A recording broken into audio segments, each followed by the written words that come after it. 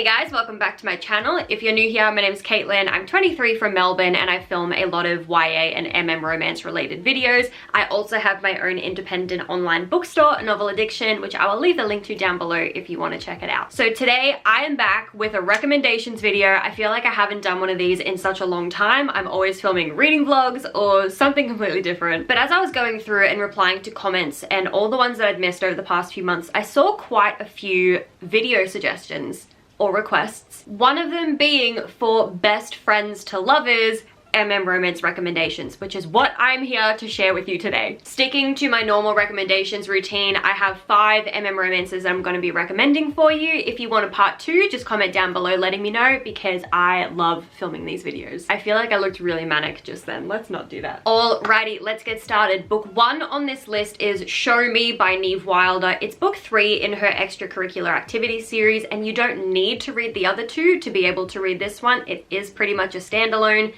I would just recommend it because I love the other 2 and think that they're well worth the read. In this one, we are following our lovable protagonist, Jesse, who gets crushes super easily and also gets crushed just as quickly. He is always getting friend zoned and it's kind of killing him. So when his roommate Sam asks him for help with a little not safe for work video project to earn some extra cash, he says yes.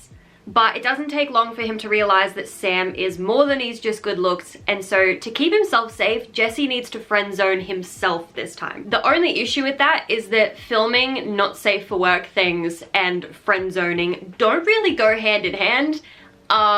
So I think we all know what's going to go wrong here. The other tropes that this book contains are an athlete romance. It features an awakened sexuality trope. It is a feel-good romance, friends to lovers, of course. Our guys are roommates, and this book is also set in college. This next one I don't own personally. I actually have it stocked for my business, so I'm going to give myself a little bit of a self-plug here. But our next one is Shock and Awe by Abigail Roux. This is the first book in her Sidewinder trilogy. It does lead on from the Cut and Run series, if you've heard of that one, but you do not have to have read that series to delve into this one. In this book, we're following Nick and Kelly. Now, these boys have been, I say boys, they're men. They have been in the same military squad for so many years. They know each other inside and out. They know each other better than some people will ever know another person. When Kelly barely survives a shootout in New Orleans, he needs to rest and recover for at least a month before he's allowed to go back home. And Nick, being the kind man that he is,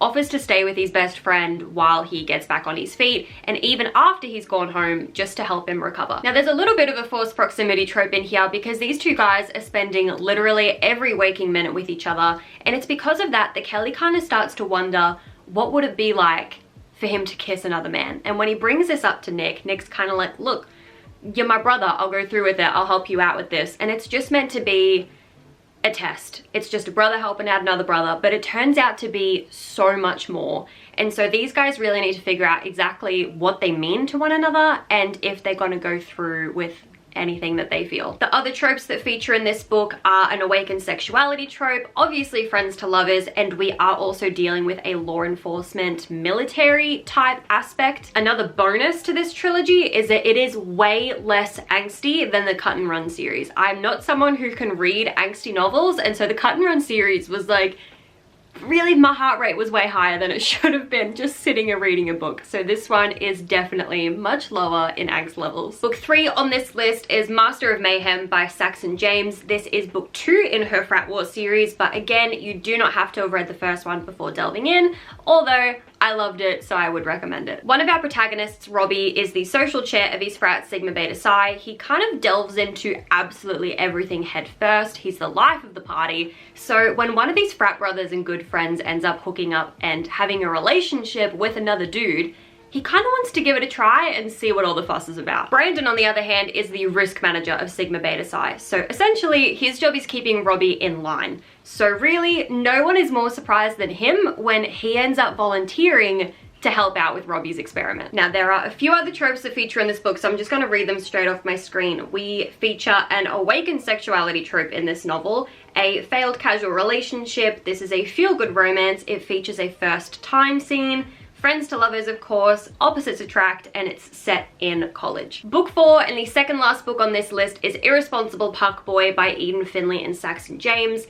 Am I cheating by including Saxon James twice? kind of, but it's a co-written book, so I'm going to allow it. This one is book 2 in their Puckboy series, with Egotistical Puckboy being the first one. Again, you don't have to read the first one to delve into it, although the first book is my favorite in this series so far. In this book, we're following Trip and Dex. These two are best friends. They're both playing on the same NHL hockey team. The only issue is that Trip has been madly in love with Dex for years, and not only is Dex straight, he's also way too oblivious to even notice. Trip has been dealing with these feelings for so long that he's just mentally exhausted. He needs some space from Dex, but when Dex's latest relationship fails and he turns to Trip for comfort, he can't find it in himself to turn him away. Dex knows that he's not the sharpest tool in the shed, and he's never let it get to him before, but when his last ex labels his fear of commitment as him being irresponsible, his solution might just be his dumbest idea yet. The issue with his idea and his solution is that it could cost him the one thing he loves more than anything else, which is Trip, and he will do anything in his power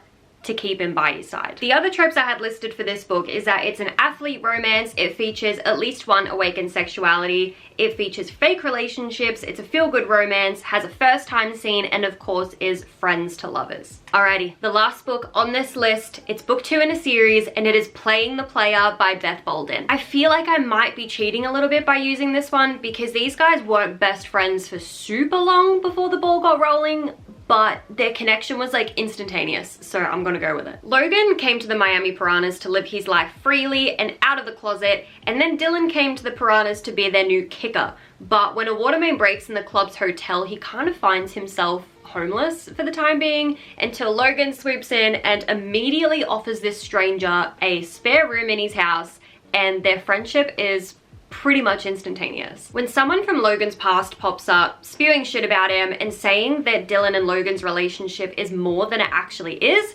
no one's more surprised than Logan when Dylan recommends they go along with this ruse. They fake their relationship until this person gets off Logan's back. Logan knows that it is so off limits to fall for Dylan. Not only is he straight and his teammate, but he's his best friend and his roommate. There is so much on the line, but the more they fake this relationship, the more real it ultimately starts to feel. This book has very similar tropes to all of the others I've mentioned so far. It is once again an athlete romance, features an awakened sexuality, the fake relationships trope, and of course the friends to lovers trope. And that's it. I feel like that was such a quick video. These ones always fly by. That being said though, I hope you enjoyed it, so be sure to give it a thumbs up if you did, and hit that subscribe button down below if you'd like to see similar content. Like I said in the beginning, my name is Caitlin, and I will see you guys next week with another video. If you'd like a part 2 to this one, just feel free to comment down below and I'll see what other recs I can dig up for you. I'll see you next time.